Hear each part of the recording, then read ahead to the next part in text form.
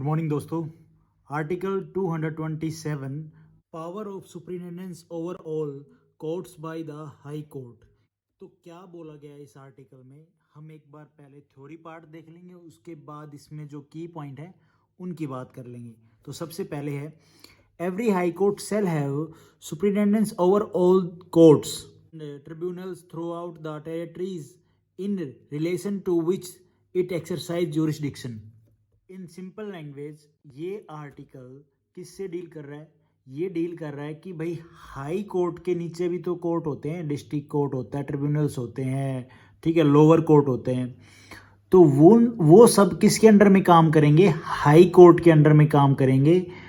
ये बात बोली गई इस आर्टिकल में। ये कह सकते हैं कि जो भी लोअर कोर्ट ट्रिब्यूनल्स होते हैं, ठीक है, इनका जो हेड होता है वो कौन होता है? हाई कोर्ट होता है। उसके बाद सेकंड क्लोज क्या बोलता है?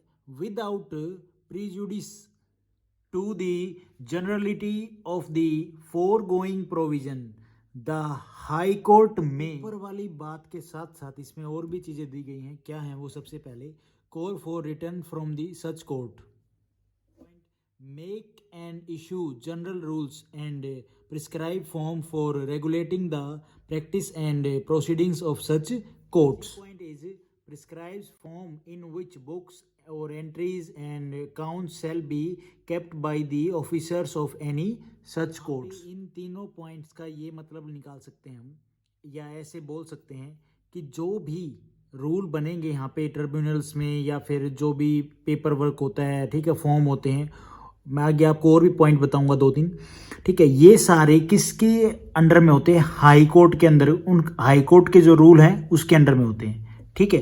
जो 2-3 पॉइंट है या 4 पॉइंट है जो इनमें बात की गई है, जनरल इश्यूज हो गए, ठीक है, रूल्स हो गए, वो कैसे? मतलब भाई कोई भी फॉर्म्स होते हैं केसेस के लिए, वो सब, ठीक है, किस तरह से होते हैं वो सब, या फिर एंट्रीज हो गई, या फिर फाइल वगैरह जो भी होती हैं, वो सारे जो एडमिनिस्ट्रेटिव रूल्स होते हैं वो कौन बनाता है?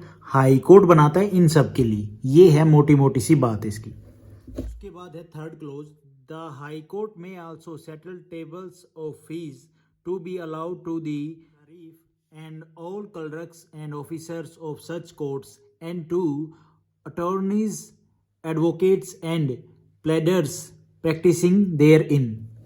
इस क्लोज में टोटली टॉक अबाउट मनी कैसे कि भाई जो भी ये लोअर कोर्ट में, ठीक है, या फिर ट्रिब्यूनल्स में जो भी ये लोग काम करते हैं, अटॉर्नीज, एडवोकेट्स, प्लेडर, ये सब क्या है? फीस लेते हैं। भैया आप टेस्ट वगैरह करवाने जाते हो तब फीस लेते हैं, या कोई और केस में कोई काफ़ी मैटर होते हैं यार, उनमें ये फीस लेते हैं अपनी।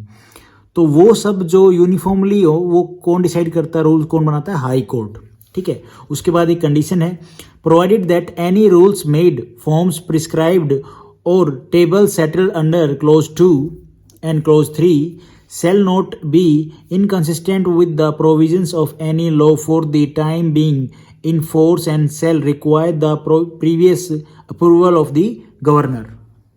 इसमें कुछ नहीं है, इसमें ये बताया गया क्लोज 2 और क्लोज 3 में जो भी रूल्स हैं वो, और या फिर जो भी एनी लॉ कौन बनाएगा? लेजिस्लेचर बनाएगी स्टेट की, ठीक है, उसके अगेंस्ट नहीं जाएगा। क्या जो भी फी बताई गई हैं वो उनकी, या फिर जो भी फॉर्म्स हैं उनके, इसके केस में वो अगेंस्ट नहीं होगा इसमें। भाई अगर कोई लॉ बनी है तो उसके अंडर में ही रहेगा, उसके अगेंस्ट नहीं जाएगा, कुछ ऐसी सी बात है यहाँ पे।